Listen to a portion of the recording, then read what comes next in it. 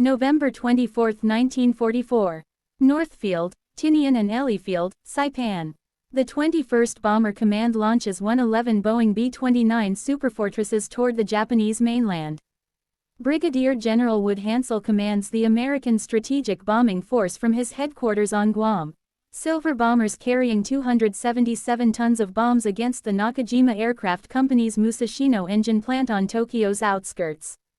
What Japanese fighter pilots discover this morning will shatter their understanding of aerial warfare and reveal a technological gap that no amount of courage or determination can overcome. Captain Tatsuya Yamada adjusts his oxygen mask in the cockpit of his Kawasaki K-61 Hine at Chofu Airfield outside Tokyo. The morning briefing emphasized intercepting enemy bombers with maximum altitude advantage. Intelligence reports indicate large four-engine bombers operating from newly captured Mariana Islands bases flying at unprecedented heights. Yamada volunteers for the high-altitude interception mission that promises difficult combat against an enemy whose capabilities remain largely unknown. His aircraft carries four 12.7mm machine guns and two 20mm cannons, weapons designed for combat at conventional altitudes where Japanese fighters excelled. The altitude challenge emerged from Japan's limited experience against American heavy bombers in China during early 1944. Those B-24 Liberators and older B-7 Flying Fortresses operated at altitudes Japanese fighters could reach, typically between 20,000 and 25,000 feet. Major Tishimeta had developed specialized climbing tactics based on those encounters, emphasizing gaining altitude before engagement rather than climbing during combat. A pilot already at altitude possessed energy advantages that could overcome defensive armament. But the morning's intelligence reports suggested these new bombers operated far higher than anything previously encountered. The 21st Bomber Command represents America's most powerful Pacific strategic deployment since the Diddle Raid of 1942. The command would eventually total over 1,000 aircraft operating from 5 major airfields across Saipan, Tinian, and Guam, with pressurized cabins designed specifically for extreme high-altitude operations over vast Pacific distances.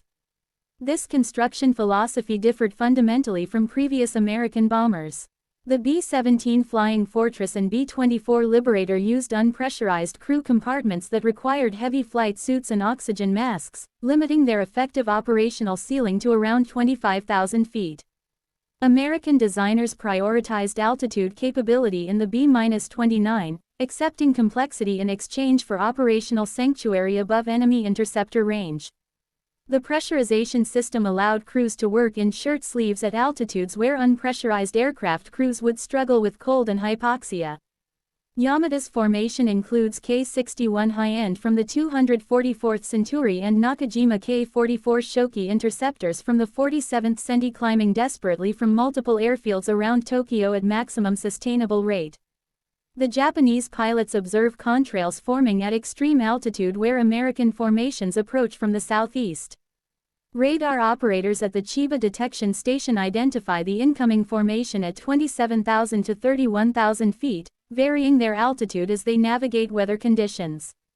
Ground controllers vector defending fighters toward the threat axis, but the climbing interceptors struggle to reach even 25,000 feet before the bombers arrive, over target. The technological disparity becomes immediately apparent as opposing forces attempt engagement for the first time. Yamada flies an aircraft designed in 1941 for medium-altitude combat against Chinese and early Pacific War opposition. His Ki-61 weighs 7,650 pounds lb with a 1,175 horsepower Kawasaki HR-40 liquid-cooled engine providing 368 miles per hour maximum speed at 16,400 feet. While specifications claim a service ceiling of 36,000 feet, actual combat performance degrades severely above 28,000 feet. The engine loses power dramatically in thin atmosphere, while control surfaces become increasingly sluggish. Self-sealing fuel tanks and pilot armor had been incorporated following combat experience, adding weight that further reduced altitude performance. The Ki-44 interceptors from the 47th Centi attempt reaching the bomber formation, which varies between 27,000 and 30,000 feet altitude depending on weather conditions. These fighters, specifically designed for high-altitude interception with superior climb rates, struggle desperately in the thin atmosphere. Engines overheat while producing a fraction of their sea-level power, and pilots gasp through inadequate oxygen systems that were designed for shorter engagements at lower altitudes. The interceptors manage to reach 28,000 feet before most begin stalling, still thousands of feet below many of the bombers. Those few fighters that achieve sufficient altitude lack the energy for sustained engagement. Control surfaces barely respond in rarefied air while engines strain beyond design limits.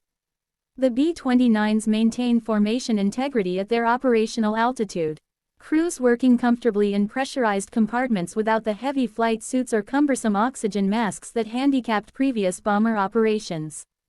Captain Robert Morgan commands the lead superfortress Dauntless Doy as navigator Captain Theodore Vansirk identifies the primary target through the Norden bomb site.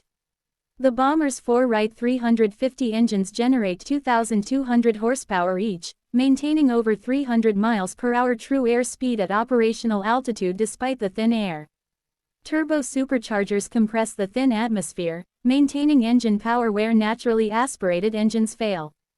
The pressurized compartments connect through a tunnel over the bomb bays, allowing crew movement without altitude suits. This design enables sustained operations at altitudes previously impossible for combat aircraft. The central fire control system coordinates defensive armament through analog computers, tracking multiple targets simultaneously, while gunners operate from comfortable positions. Yamada pushes his K-61 to absolute ceiling, the airspeed indicator showing barely 180 miles per hour as the fighter wallows in thin atmosphere approaching 30,000 feet. His pre-war training never anticipated combat at such altitudes. The mission briefing emphasized attacking from above using diving passes to maintain energy, but reaching position above the bombers proves impossible. Japanese doctrine developed against unescorted B-17s and B-24s operating at moderate altitudes proves completely inadequate. The high-end sustains 30,000 feet for mere seconds before stalling, forcing recovery that costs 3,000 feet of altitude. Multiple attempts achieve similar results as engine temperature gauges exceed redline limits and oil pressure fluctuates dangerously. Yamada observes bomber contrails passing overhead, their defensive guns tracking his fighter but not firing due to extreme range. The altitude gulf prevents any meaningful engagement despite desperate Japanese efforts and early warning of the raid. That morning, only 40 Japanese fighters managed to make any attacks on the bomber formation, most achieving just single firing passes before losing energy. Machine gun rounds fired in climbing attacks lose velocity rapidly in thin air, many falling short of targets. The few fighters reaching effective firing position possess insufficient energy for sustained engagement, managing only brief bursts before stalling away. Anti-aircraft shells explode thousands of feet below the bombers despite maximum elevation settings on the guns. The largest Japanese anti-aircraft weapons can theoretically reach 30,000 feet, but accuracy at such altitudes proves virtually impossible. The November 24 raid marks the first mass B-29 attack on Tokyo since the symbolic Diddle raid 31 months earlier. The formation maintains course toward the Nakajima Aircraft Company's Musashino engine plant, Japan's most important aircraft engine manufacturing facility. Chief Bombardier Lieutenant Coleman releases his bombs on signal, followed by other aircraft dropping in sequence from their varying altitudes. Due to powerful jetstream winds discovered at altitude reaching over 200 miles per hour, only 24 aircraft hit the primary target with others bombing secondary targets or missing entirely. Yet the psychological impact proves profound. The bombs fall from unprecedented altitude while Japanese fighters circle helplessly below, unable to reach the attackers. Ground observers watch vapor trails crossing Tokyo's sky at previously unimaginable altitude beyond reach of defending fighters. Lieutenant Kenji Tanaka coordinates fighter operations from sector control, receiving frustrated reports from interceptor squadrons. Pilots report engines failing, controls becoming ineffective, and inability to sustain altitude necessary for interception. The bombers proceed through Japanese airspace, suffering only one loss to a ramming attack by a damaged fighter in a suicidal gesture of desperation.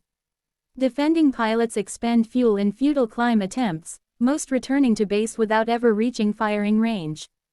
The technological superiority displayed shocks Japanese military leadership and pilots alike.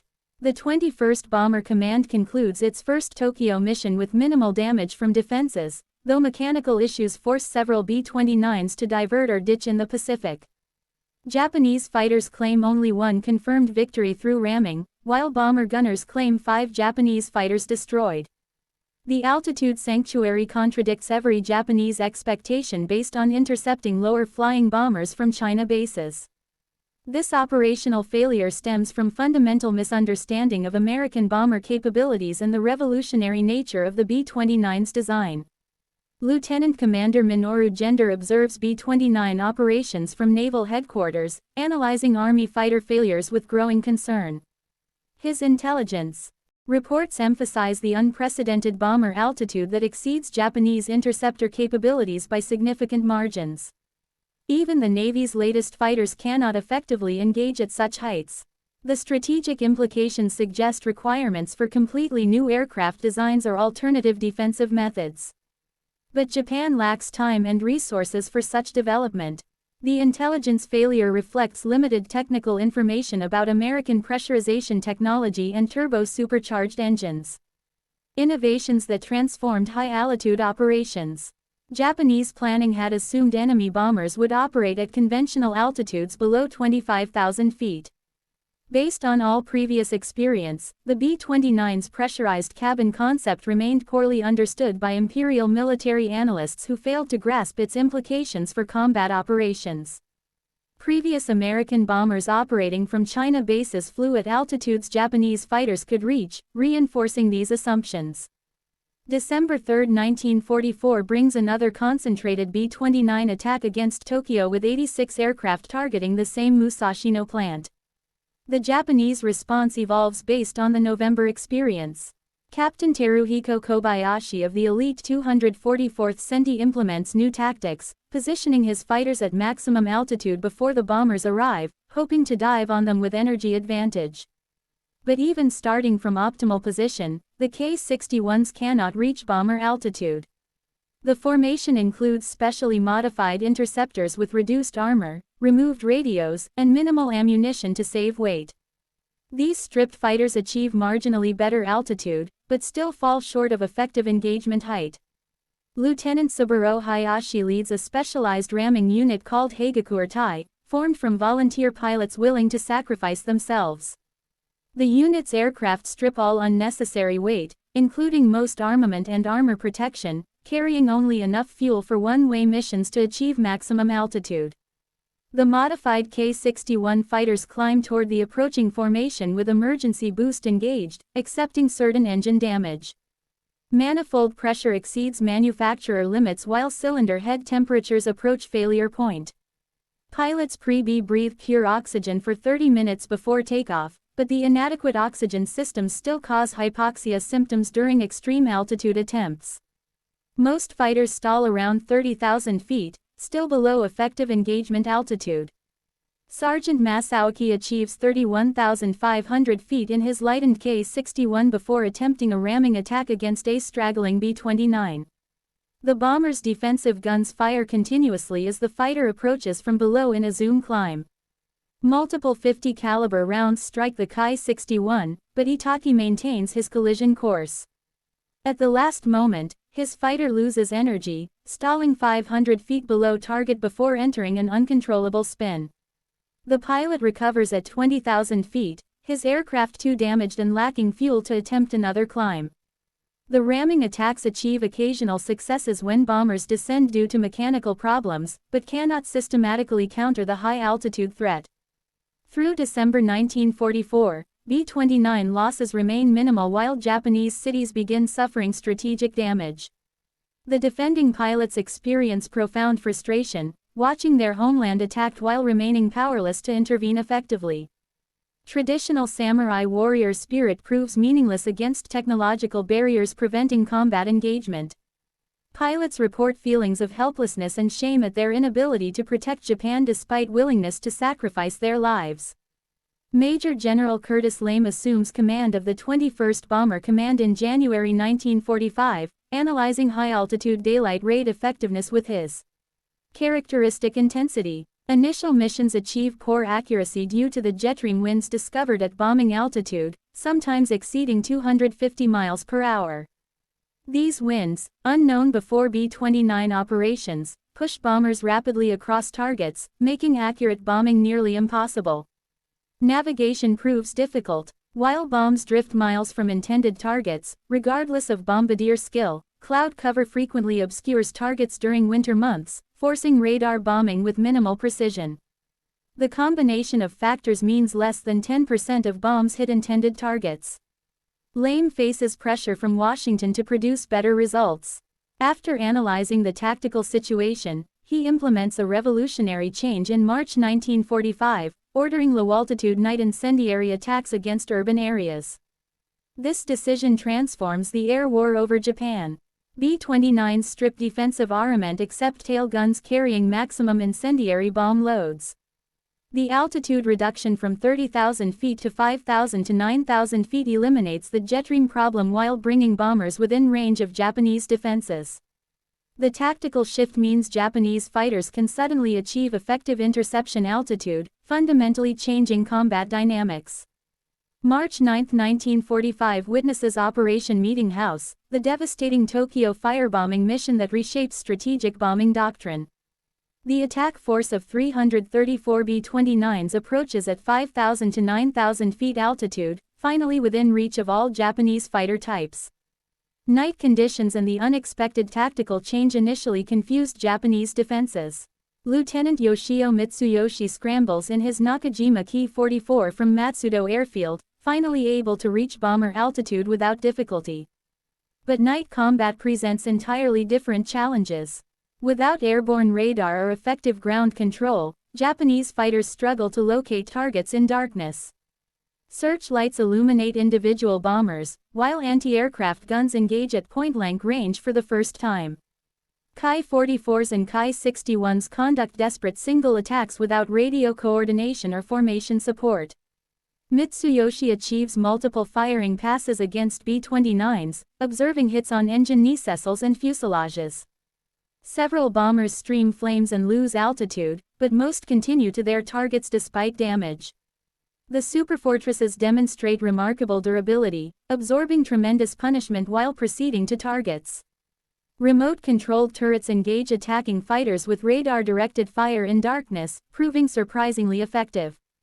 Japanese pilots trained for daylight combat struggle with night engagement techniques. The incendiary attack creates a firestorm consuming 16 square miles of Tokyo, killing an estimated 100,000 civilians in the deadliest air raid in history. Japanese fighters claim 14 B-29s destroyed, the highest toll of the war, but cannot prevent catastrophic damage to the capital. Low altitude enables interception, but overwhelming bomber numbers, night conditions, and the surprise tactical shift limit defensive effectiveness. The success of firebombing validates LAME's gamble, establishing a pattern for subsequent raids. The tactical shift invalidates Japanese high-altitude interceptor development programs that had been desperately pursuing solutions to the altitude problem. Resources devoted to high-altitude engine development and pressurization research become irrelevant overnight. Imperial Navy Lieutenant Sadamu Kumachi flies the new Mitsubishi J-2M Raiden interceptor during B-29 raids over Nagoya in early 1945. The Raiden's supercharged CAS engine enables a 36,000 feet ceiling, theoretically sufficient to engage B-29s. But combat at extreme altitude proves nearly impossible even when fighters can reach bomber height. Controls barely respond while the engine produces minimal power despite supercharging. Pilots report inability to maintain pursuit curves or lead targets effectively in the thin air, even when reaching bomber altitude. Fighters lack performance for effective engagement. The Raiden requires perfect positioning before bomber arrival to attempt even a single firing pass. Climbing pursuit from below remains impossible once bombers pass overhead. Many pilots experience oxygen system failures causing disorientation or unconsciousness at altitude. The few successful interceptions occur against damaged stragglers descending from formation, not healthy bombers at operational altitude. April 1945 brings coordinated kamikaze attacks against B-29 formations. As conventional interception continues proving inadequate, the Japanese military formally organizes special attack units specifically targeting B-29s. Corporal Koshi Agawa successfully rams B-29 Torchi over Kawasaki on April 12. Both aircraft destroyed in the collision. This same day witnesses one of the most celebrated acts of heroism in B-29 operations. Staff Sergeant Henry Irwin earns the Medal of Honor when a phosphorus flare explodes prematurely in his aircraft. The device burns through Irwin's face and body, destroying his nose and blinding him. Despite horrific injuries, Irwin carries the flaming device through the bomber to the cockpit window, saving 11 crew members. His sacrifice exemplifies the courage shown by both sides despite the technological mismatch. Special attack units form at multiple bases with pilots volunteering for certain death missions against the Silver bombers.